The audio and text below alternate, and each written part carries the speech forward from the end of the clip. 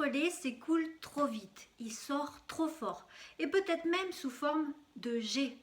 Il s'agit certainement d'un REF, un réflexe d'éjection fort du lait maternel. Votre bébé est certainement perturbé par l'arrivée trop rapide et trop violente du lait dans sa bouche et vous cherchez des solutions pour améliorer le confort des tétés. Alors pas de panique, le REF est très courant dans l'allaitement et il ne met pas en péril l'allaitement. D'ailleurs, il suffit d'un peu d'expérience et de quelques astuces pour le diminuer. Moi-même, j'ai eu un REF pendant mon allaitement, ce qui me permet de vous aider en connaissance de cause et de vous livrer vraiment toute mon expérience et toutes mes astuces pour l'améliorer.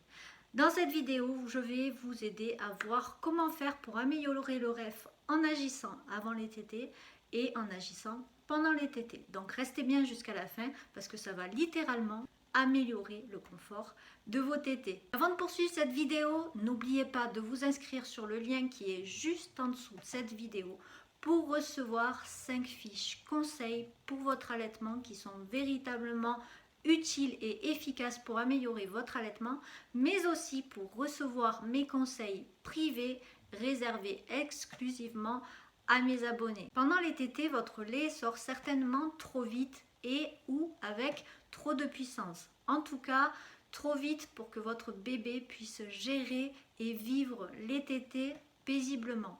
Le flux de lait arrive vite, du coup il est trop abondant, la quantité de lait est trop abondante dans la petite bouche de votre bébé, ce qui fait qu'il a des difficultés à gérer cela, ça va perturber sa déglutition. Alors il peut y avoir plusieurs réactions de votre bébé face à cela, ça va dépendre de ses aptitudes à gérer le REF et ça va aussi dépendre de son caractère. On observe différents comportements de bébé par rapport à un REF. Alors n'hésitez pas à me dire dans les commentaires quel est le comportement de votre bébé face à cette situation, comment se comporte votre bébé pendant les tétés. Et moi de mon côté, je vais vous donner quelques exemples de comportements de bébé face à un REF. Alors la première chose, on peut avoir un bébé qui a l'air goulu, un bébé qui tète très vite au sein. On va se dire, purée, mon bébé il est gourmand, il est goulu. Mais en fait non, en fait votre bébé boit hyper vite, il déglutit très vite parce que c'est sa seule manière de gérer l'arrivée abondante et rapide de votre lait. C'est le seul moyen de ne pas s'étouffer ou de ne pas avoir du lait qui déborde de sa bouche. Après, il y a un autre comportement où là, le bébé boit peut-être moins vite ou peut-être qu'il boit vite aussi, mais dans ce cas-là, justement, il va y avoir le lait qui va sortir par la commissure de ses lèvres ou qui va carrément sortir par ses narines. Certaines fois, le bébé va même s'étouffer. Ça arrive que des bébés s'étouffent tous pendant la tétée ou s'étouffent, deviennent rouges pendant la tétée parce qu'ils s'étouffent à cause du lait trop abondant ou parce que le jet de lait arrive directement au milieu de la bouche, dans la glotte, il me semble, et du coup, ils s'étouffent.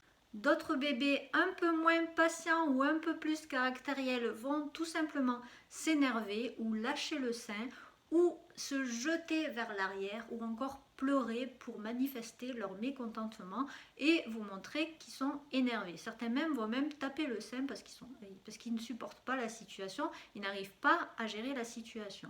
Et d'autres ne vont pas manifester de colère ou d'énervement, mais vont réduire la durée des tétés, c'est-à-dire qu'ils vont boire juste de manière à s'hydrater et à boire un peu parce qu'ils ont faim, mais ils vont arrêter le plus vite possible la tétée parce que ce sera pénible pour eux de vivre cette tétée et du coup ils vont faire des tétées plus fréquentes, ce qui va générer entre autres des coliques et des selles vertes. Il y a énormément de solutions et d'astuces à mettre en place pour apprivoiser le REF et pour diminuer l'arrivée du jet dans la bouche de votre bébé ou en tout cas pour mieux le contrôler, moi j'aime dire mieux l'apprivoiser. Dans cette vidéo, je vais me concentrer sur une astuce en particulier que vous allez pouvoir mettre en pratique directement lors de votre prochaine tétée. Et cette astuce va être à appliquer avant la tétée et pendant la tétée. Tout d'abord, pour la mettre en place, il faut que vous ayez ressenti quelque chose lors du REF. Ce ressenti, c'est en fait des picotements dans les seins. Je pense que la plupart d'entre vous l'auront ressenti. Si vous ne l'avez pas encore ressenti, essayez d'être plus attentive à la prochaine tétée et à vos sensations dans vos seins, et certainement que vous y arriverez vous aussi. Souvent, quand on a un rêve, on ressent des picotements dans les seins au moment de l'arrivée du jet. Moi-même, comme je vous l'ai dit, j'ai eu un rêve, et avant d'avoir un réflexe d'éjection fort, je sentais des petits picotements dans le sein, des petits fourmillements à l'intérieur du sein qui me faisaient savoir, prévoir l'arrivée d'un jet, l'arrivée du rêve. Et c'est à ça qu'il faut être attentive, parce que c'est grâce à ça que vous allez pouvoir le contrôler et faire en sorte d'épargner, on va dire, votre bébé de l'arrivée violente du jet. Quelle astuce mettre en place juste avant la tétée pour améliorer le confort de la tétée pour votre bébé et diminuer le flux de lait, diminuer la vitesse d'éjection du lait maternel? Il faut tout simplement prendre en considération le fait que plus vos seins seront pleins de lait, plus il y aura de tension dans vos seins, plus le jet risque d'être violent. Autrement dit, la solution consiste simplement à extraire un peu de lait de vos seins juste avant la tétée pour que vos seins soient moins tendus et la pression dans les canaux lactifères moins forte. Ça va permettre de réduire la vitesse d'éjection, la vitesse d'évacuation du lait maternel en début de tétée.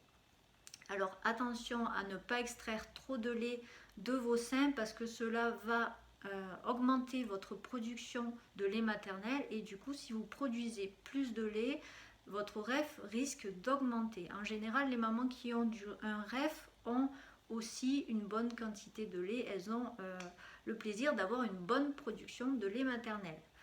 Donc retenez bien que juste avant la tétée, vous pouvez tirer un peu de votre lait, mais pas trop, juste pour votre confort et pour le confort de votre bébé. Ne tirez pas trop de lait parce que sinon ça va augmenter votre production de lait maternel, ce qui va par effet boule de neige augmenter votre REF.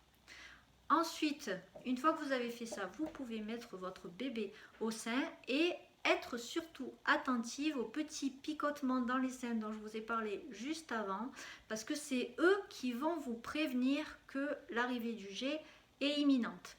Et donc, quand vous allez sentir ces petits picotements dans vos seins, ce que vous allez faire, si votre bébé est sur le sein et en train de téter, vous allez le retirer du sein et vous allez utiliser la méthode qu'on appelle la méthode du bavoir. Elle consiste simplement à avoir un bavoir, un chiffon ou ce que vous voulez à portée de main qui va permettre de le poser directement sur votre sein au moment où vous avez le REF pour ne pas tacher tout ce qui vous entoure. Donc le lait va pénétrer dans le bavoir ou dans le chiffon, et en attendant, votre bébé sera tranquille et ne recevra pas tout le lait en plein visage, parce que ça m'est déjà arrivé pour mon bébé, ça vous est certainement arrivé.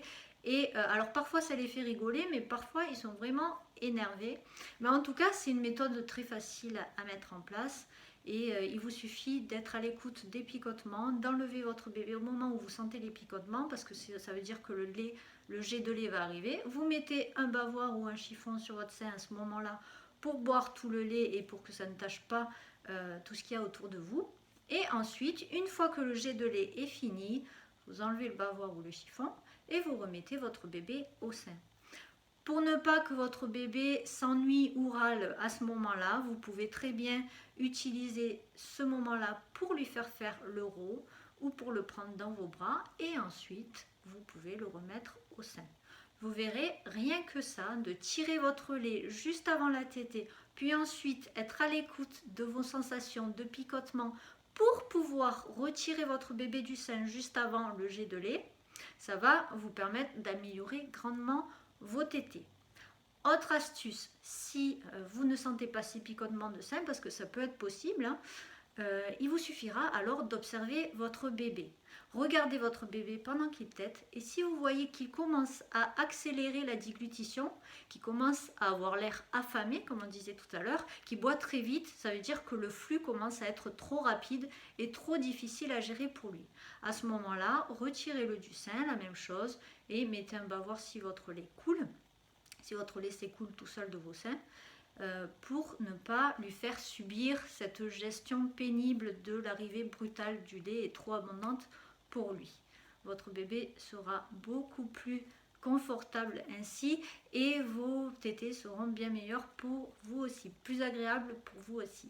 Dernière astuce simple mais très utile pour gérer vos tétés et votre REF.